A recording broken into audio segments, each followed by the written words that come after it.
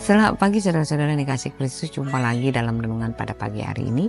Namun sebelumnya kita bersatu di dalam doa. Damai sejahtera Allah yang melampaui segala akal, itulah yang memelihara hati dan pikiran saudara-saudara dalam Yesus Kristus Tuhan kita. Amin.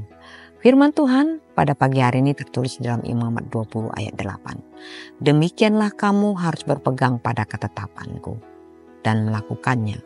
Akulah Tuhan yang menguduskan kamu. Demikian firman Tuhan. Saudara-saudara, Tuhan yang menguduskan, kita yang menaati. Dalam ayat ini, istilah pegang dan ketetapan memiliki makna khusus dalam konteks hukum dan perintah Tuhan. Kata pegang yang berarti juga syama, itu berarti menjaga, memelihara, atau menaati dengan sungguh-sungguh. Ini menunjukkan sikap hati yang setia dan penuh perhatian dalam menjalankan perintah Tuhan. Lalu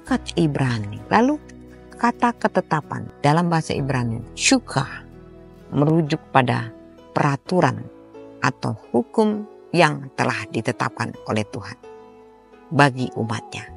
Ini bisa mencakup hukum moral, sosial, dan ritual yang harus dipatuhi oleh bangsa Israel.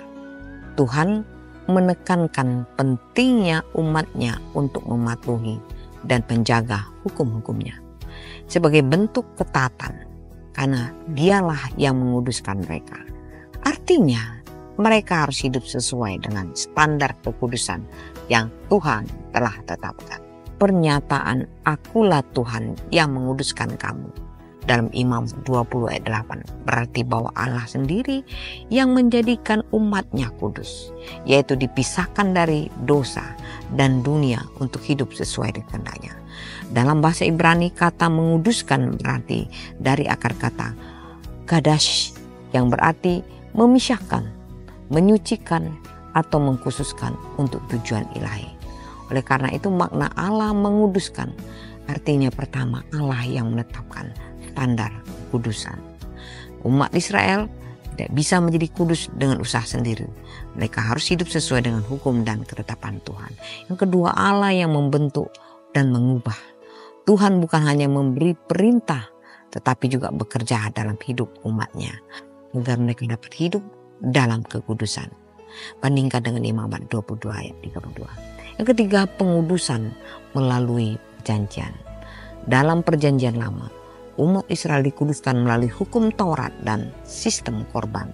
Dalam perjanjian baru kita dikuduskan oleh darah Yesus Kristus, Ibrani 10 ayat 10, dan oleh karya Roh Kudus, 2 Tesalonika 2 ayat 13. Pernyataan ini menegaskan bahwa kekudusan bukan hanya tentang usaha manusia menaati perintah, tetapi terutama tentang Allah yang bekerja dalam kehidupan umatnya untuk memisahkan mereka dari dunia dan mendekatkan mereka kepada Tuhan. Allah menguduskan dalam Imamat 20 ayat 8, maka maknanya menjadi jelas, yakni tanggung jawab umat yang berpegang pada ketetapan. Umat Allah harus mematuhi dan menjaga hukum-hukumnya dengan setia, syamar, yang artinya menjaga, memelihara.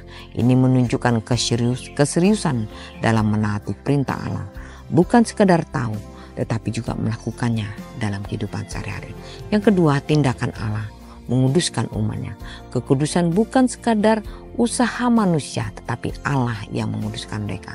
Umat tidak bisa menjadi kudus dengan kekuatan sendiri.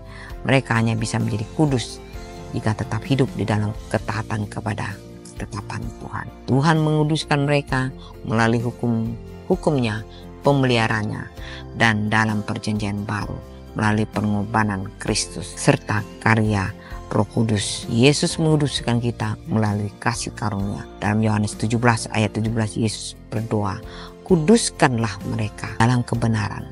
Firman-Mu adalah kebenaran. Inilah yang menunjukkan bahwa kekudusan adalah karya Allah melalui firman dan kebenarannya. Saudara-saudara yang dikasih Kristus, hiduplah kudus. Bagaimana saya memahami panggilan Tuhan untuk hidup kudus dalam kehidupan sehari-hari. Selamat beraktivitas.